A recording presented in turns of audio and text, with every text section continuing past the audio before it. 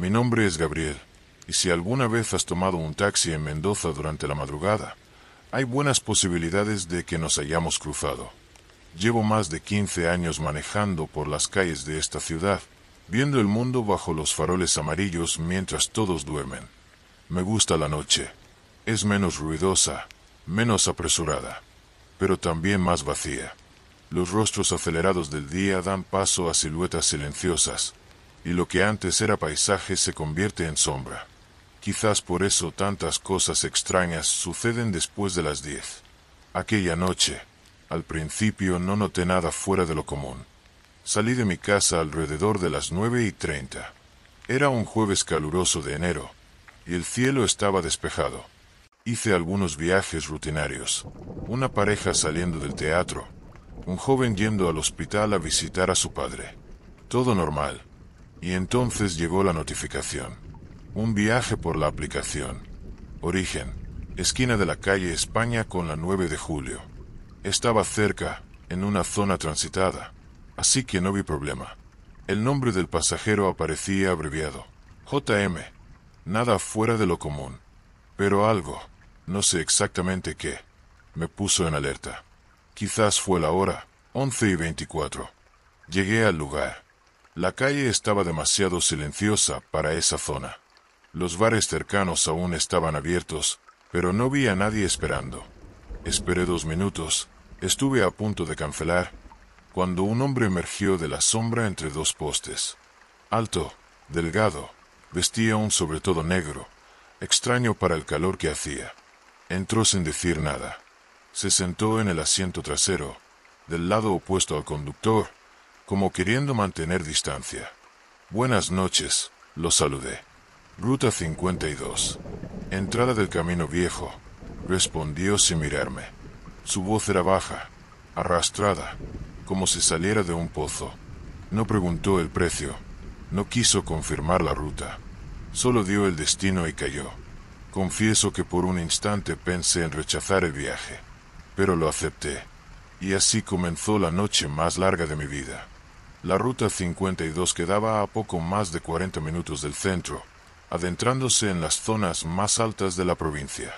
Un camino antiguo que serpenteaba por las laderas secas de Mendoza, usado décadas atrás por agricultores y mineros. Hoy solo quedaban viñedos abandonados y ruinas olvidadas en el trayecto. Mientras conducía, noté que el pasajero no apartaba la mirada de la ventana. No estaba distraído. Estaba concentrado, como si buscara algo en la oscuridad. Intenté entablar conversación.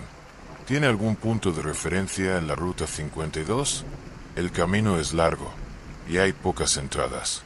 Respondió con un silencio incómodo, hasta que, sin apartar los ojos de la ventana, murmuró.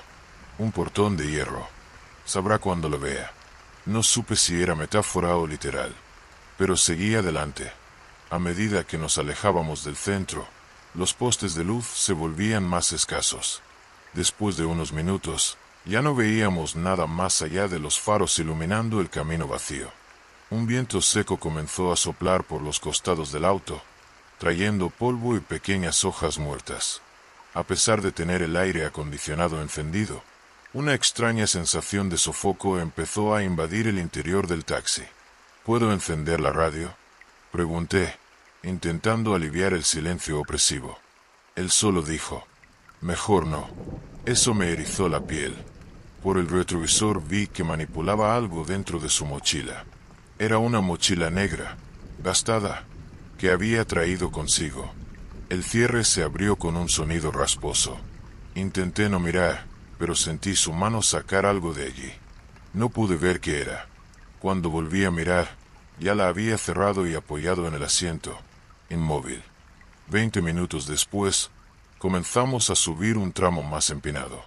El camino allí era de tierra y piedras, con carteles antiguos que decían, zona de riesgo, senderos prohibidos. Normalmente, nadie entraba allí sin motivo. Estamos llegando, dijo de repente, su primera frase completa desde que subió al auto. Su tono me produjo un escalofrío. Era como si hubiera estado esperando ese momento con ansia. Como si algo, o alguien, lo estuviera esperando allí. Más adelante, los faros iluminaron lo que parecía una estructura metálica oxidada, clavada en medio del monte seco. Un portón de hierro, exactamente como él había dicho. Me miró por primera vez desde que entró al auto y dijo, «Puede parar aquí». Cuando me pidió que detuviera el auto, mis manos temblaban levemente. Aquel portón parecía más una entrada al olvido que a algún destino común. El óxido corroía sus barrotes, y enredaderas secas se enroscaban en sus contornos, como intentando ocultar lo que había más allá. El pasajero apagó las luces del auto. El silencio se volvió aún más denso, casi palpable. Abrió la puerta con cuidado, como quien no quiere hacer ruido, y salió. Antes de cerrarla, se volvió hacia mí, pero no dijo nada.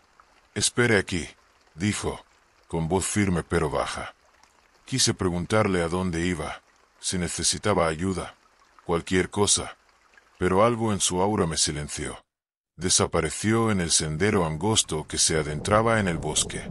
La única luz era la del farol del auto, que aún iluminaba parte del portón y un tramo del camino de tierra. Pasaron los minutos. 5, 10, 20.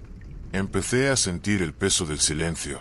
Un silencio que no es solo ausencia de sonido, sino una presencia. Algo estaba mal.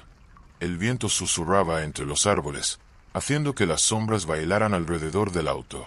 Quise seguirlo, pero mis piernas no respondían. Fue entonces que escuché un ruido detrás del auto, cerca de la puerta trasera derecha. Giré la cabeza lentamente, esperando ver al pasajero regresando. Pero no había nadie, solo la oscuridad, espesa e impenetrable. Mi corazón se aceleró.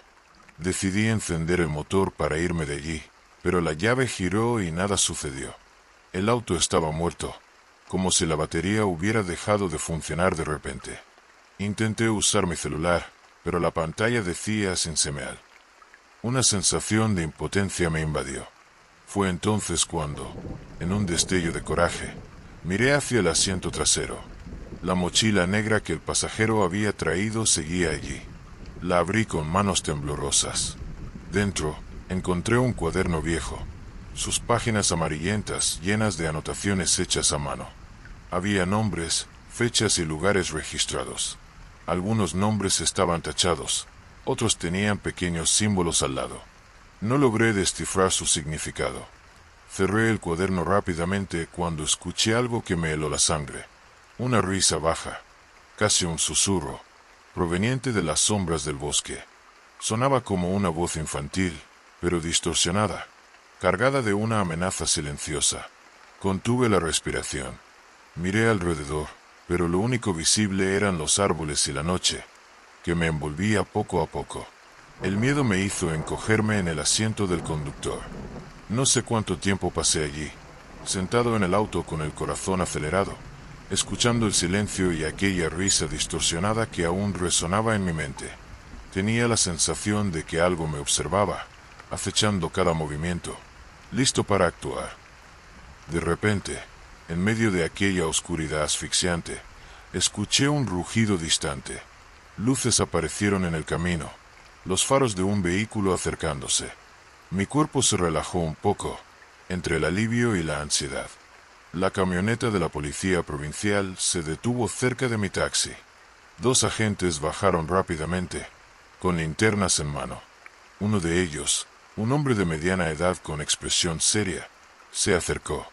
«Señor, recibimos un reporte de movimiento sospechoso en este camino. ¿Está todo bien?» Su voz fue un bálsamo para mis nervios. Les expliqué rápidamente lo sucedido.